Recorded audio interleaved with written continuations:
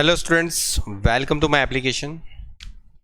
तो students start करेंगे question paper October 2023। Okay, और ये कॉरपोरेट अकाउंट्स का पेपर का सॉल्यूशन है। तो देखो, सबसे पहले यहाँ पर जो शॉर्ट क्वेश्चन है उसमें आपको क्या बोला गया, हाउ विल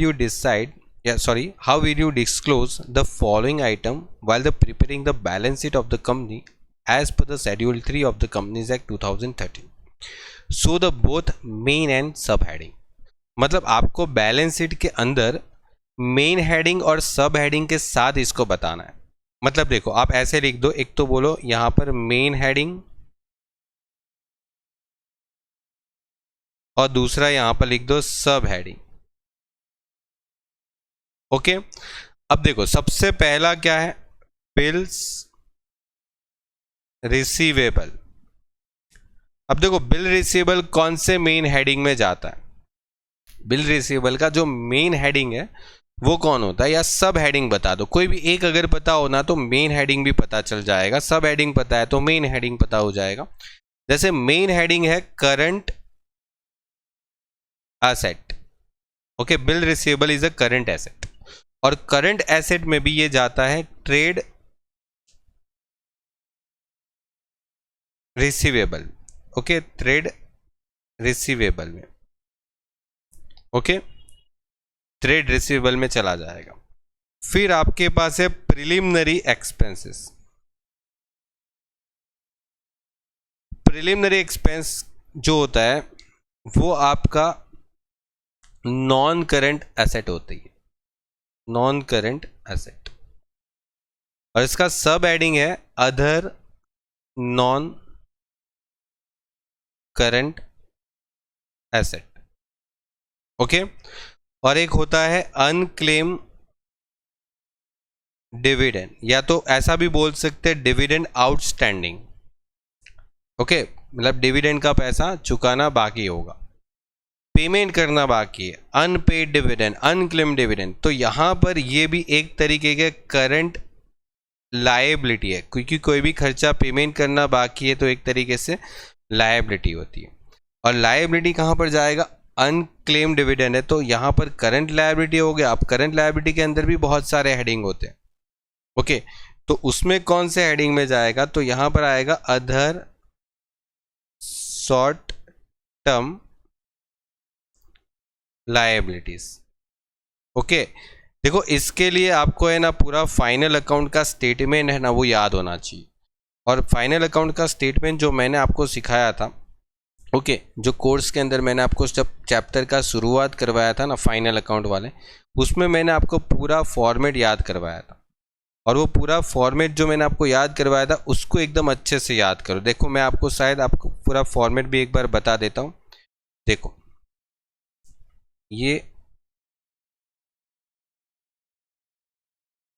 ये हो गया आपका पूरा फाइनल अकाउंट का फॉर्मेट। और ये फॉर्मेट के अंदर देखो आपको तीन चीज पूछा था। एक तो था बिल्स रिसीवेबल, तो वो इधर जाता है, ठीक है, बिल्स रिसीवेबल इसमें जाता है। तो बोला करंट एसेट और ट्रेड रिसीवेबल, ये अपना मेन हेड हो गया और ये अपना सब हेडिंग हो गया, ठीक है। और ये बैलेंस शीट हेड हो जाता है एसेट, ये बैलेंस शीट का हेड हो गया। दूसरा आपको पूछा था preliminary expenses. Preliminary expenses a current asset, non current asset, और नॉन करंट एसेट में कहाँ जाता है, यहां पर जाता है प्रिलिमिनरी एक्सपेंसेस। तो वो हो गया, ये मेन हेडिंग हो गया, ये सब हेडिंग हो गया। और तीसरा पूछा था अनक्लेम डिविडेंड। अब अनक्लेम डिविडेंड कहाँ जाता है, तो करंट लायबिलिटी में जाता है, और यहां पर जाता है अदर शॉर्ट टर्म लायबिलिटी या तो करंट लायबिलिटी, एक ही बात। ओके, तो इस तरीके से काम करना था। तो ये आपको फॉर्मेट पूरा याद है। तो इस फॉर्मेट में से देखो कोई भी हेडिंग का पूछ सकते हैं। कल के उठ के आपको डेटर्स का पूछ लिया, स्टॉक का पूछ लिया, लूज टूल्स दे देते हैं कभी कभी। ओके, आउटस्टैंडिंग एक्सपेंस दे दिया, शॉर्ट टर्म प्रोविजन दे दिया, बराबर, टैक्स लायबिलिटी दे दिया, टैक्स प्रोविजन दे दिया, प्रपोज डिविडेंड दे दिया। ऐसे बहुत सारे टॉपिक है जो आपको इसमें दे सकते हैं। जो भी आपने फाइनल अकाउंट वाले चैप्टर में जो आप पढ़ चुके उसको यहाँ पर दे सकते हैं। ओके, चलिए तो आगे बढ़ते हैं नेक्स्ट टॉपिक पे हमारा। ओके, चलिए तो ये आ गया अपना वापस मेन टॉपिक पे। देखो क्या बोला गया कि रिडीमेबल प्रेफरेंस से रिडीम करते हो, कितना रिडीम कर रहे हो, 4 लाख। यहाँ पर भी 4 लाख का ही रिडीम कर रहे हैं और ये 2.5% प्रीमियम पे। देखो प्रीमियम को अभी छोड़ दो, ऐसा सेम क्वेश्चन 2023 के अप्रैल के एग्जाम में भी पूछा था, ठीक है, मैंने वहां पर भी देखो आपको सॉल्व करवाया। तो सबसे पहला टॉपिक है कि प्रेफरेंस शेयर कितना रिडीम किया, रिडीम्ड कितना हुआ, 4 लाख। और दूसरे टॉपिक में भी प्रेफरेंस शेयर रिडीम कितना हुआ, 4 लाख का रिडीम हुआ। अब यहां पर बोला ये गया कि आपको कैपिटल रिडेम्पशन रिजर्व में कितना पैसा लेके जाना है। तो कैपिटल रिडेम्पशन रिजर्व में कितना पैसा लेके जाना है, तो देखो फ्रेश इश्यू कितना करवा रहे हैं, 2 लाख। मतलब अगर जितना फ्रेश इश्यू आपको करवा रहे हैं, ठीक है, ये मैंने आपको समझाया था कंपनीज एक्ट 2013 के हिसाब से प्रेफरेंस शेयर 4 लाख का रिडीम कर रहे हैं, तो 4 लाख का क्या बनाना पड़ेगा, कैपिटल रिडेम्पशन रिजर्व। लेकिन एक दूसरा ऑप्शन है कि अगर आप फ्रेश इश्यू करते हो ना, तो फ्रेश इश्यू अगर 2 लाख का कर रहे हो, देखो समझो यहाँ पर 2 लाख है, ठीक है, 2 लाख का कर रहे हो, यहाँ पर जितना फ्रेश इश्यू कर रहे हो ना उतनी अमाउंट आपकी कम हो जाएगी और बची हुई अमाउंट मतलब समझो 2 लाख। तो ये जो 2 लाख है वो आप कहां पर ट्रांसफर करोगे, कैपिटल रिडेम्पशन रिजर्व में। ओके, और ये आपको उसकी थियरी में भी लिख के दिया है। और यहां पर 1 लाख का शेयर प्रीमियम पे इश्यू करे, प्रीमियम को छोड़ो, प्रीमियम को नहीं लेना अपने को कैपिटल के सामने कैपिटल देखना है। तो यहां पर आपको फ्रेश इश्यू कितना करवा रहे ये लोग, तो फ्रेश इश्यू करवा रहे 1 लाख का, तो जरूरत कितना पड़ेगा, 3 लाख, माइनस कर दो। तो आपको 3 लाख कहां पर ट्रांसफर करना पड़ेगा, कैपिटल रिडेम्पशन रिजर्व में। Okay complete. तो इस तरीके से आपको ये क्वेश्चन करना था। डन, चले 2 मार्क्स हो गए, 2 कंप्लीट। अब यहां पर पूछा है the issue of capital. Okay, एक कंपनी है जिसका 20,000 शेयर है जो मार्केट में उसने इश्यू किया होगा। ओके 100 रुपए का है, 10 रुपए की पेड अप है। It has 6 lakhs in the reserve fund. Director recommended to capitalise the reserve of 4 lakhs and utilise the amount making the partly paid up share to fully paid up and give the journal entry. देखो company को bonus देना होता है तो क्या कर सकती है कि पार्टली पेड अप शेयर को फुल्ली पेड अप में कन्वर्ट करने के लिए बोनस दे सकती है।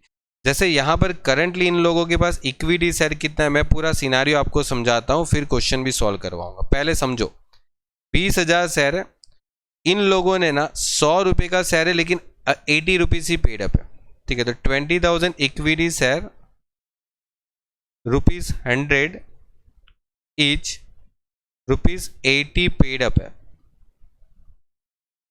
ठीक है। मतलब यहां पर अगर देखा जाए ना तो 80 रुपीज ही अभी तक मंगवाया। अभी कंपनी के पास रिजर्व एंड सरप्लस है 6 लाख रुपए का। ओके, और ये लोगों ने क्या डिसाइड किया कि कैपिटलाइज रिजर्व, मतलब इन लोगों ने डिसाइड कर लिया कि हम लोग को बोनस कितना देना है, 4 लाख। मतलब ये 6 लाख के रिजर्व में से 4 लाख क्या देना है, बोनस। लेकिन बोनस में एक चीज पक्की है कि जब तक बोनस आप देते हो तो बोनस 2 तरीके से दे सकते हो, या तो पार्टली पेड अप शेयर को फुल्ली पेड अप कर दो, या तो उसको बोनस शेयर दे दो। अब बोनस शेयर तो दे नहीं सकते बिकॉज जब तक शेयर फुल्ली पेड अप नहीं हो जाता ना तब तक उसको बोनस शेयर नहीं दे सकते। पार्टली पेड अप है तो पहले उसको फुल्ली पेड अप वाला ही बोनस देना पड़ेगा। तो 20,000 शेयर है तो पहले बोनस कितना देना है, तो bonus to partly paid up share to fully paid up. मतलब 20,000 शेयर है तो मुझे एक शेयर पे 20 रुपये बोनस देना पड़ेगा, क्योंकि 100 रुपये का शेयर है, 80 रुपये पेड अप है, तो 20 रुपये बाकी है, तो कितना आ जाएगा 4 लाख रुपए। अब ये 4 लाख का बोनस देना है और उन लोगों ने खुद बना के दे रखा है 4 लाख का बोनस देना। ये लिख के दिया तो क्वेश्चन को और इजी कर दिया। अब बोनस देना है रिजर्व फंड से, है ना, ऐसा बोला है ना, रिजर्व फंड से बोनस देना, ये रहा रिजर्व फंड्स। तो अगर पार्टली पेड अप शेयर को फुल्ली पेड अप के लिए बोनस देते तो सबसे पहले तो आपको 3 एंट्री करनी पड़ती है। पहले तो क्या करना पड़ता है, तो equity share final account, final call account बराबर, equity share final call account debit, okay, आखिरी हफ्ता खाते उधार, okay, to equity share capital account, कितना आता है 4 लाख, और ये भी 4 लाख। फिर दूसरा पॉइंट क्या आ सकता है, दूसरा पॉइंट हम बोनस किस में से दे रहे, रिजर्व फंड से, तो रिजर्व फंड अकाउंट क्या आ जाएगा, डेबिट, कितना 4 लाख।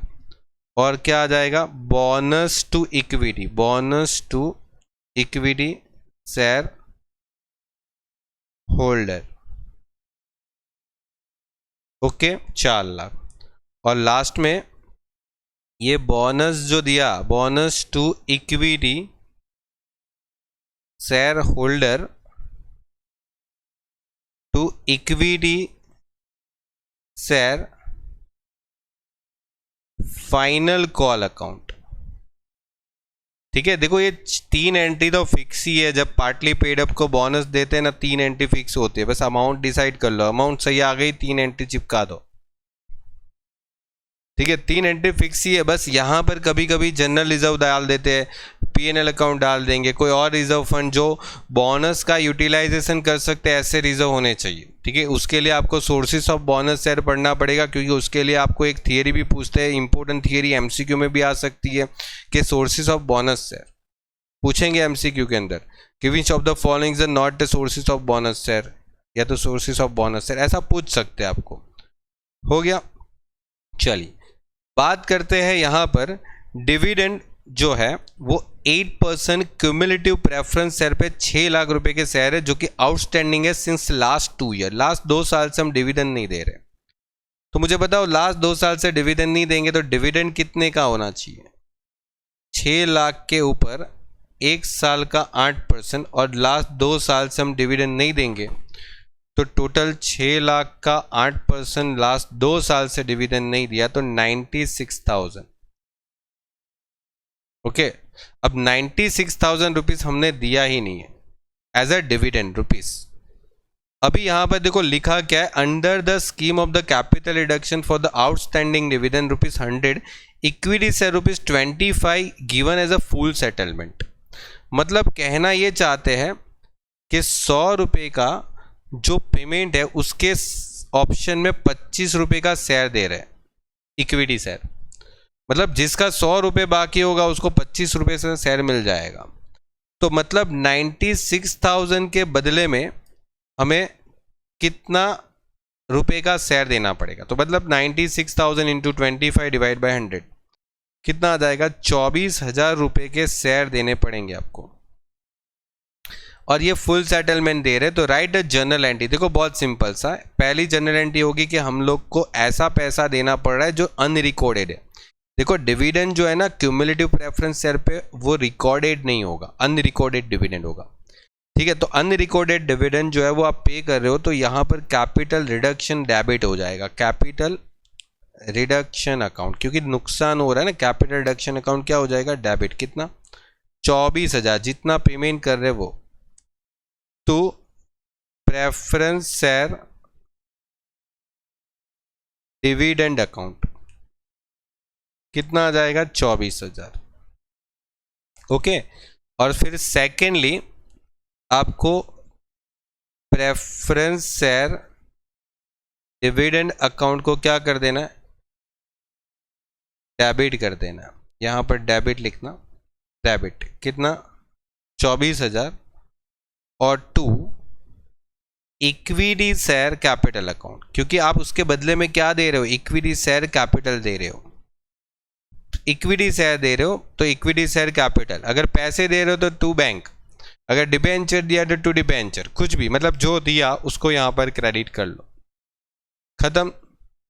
ये कंप्लीट हो गया आपका 2 मार्क्स का क्वेश्चन, और ये आपका पेपर के सारे शॉर्ट क्वेश्चन भी कंप्लीट हो गए। तो देखो इस टाइप के शॉर्ट क्वेश्चन 2-2 नंबर के आ सकते हैं, और ऐसे क्वेश्चन आपके बुक्स के अंदर भी हैं जो मैंने करवाए हुए।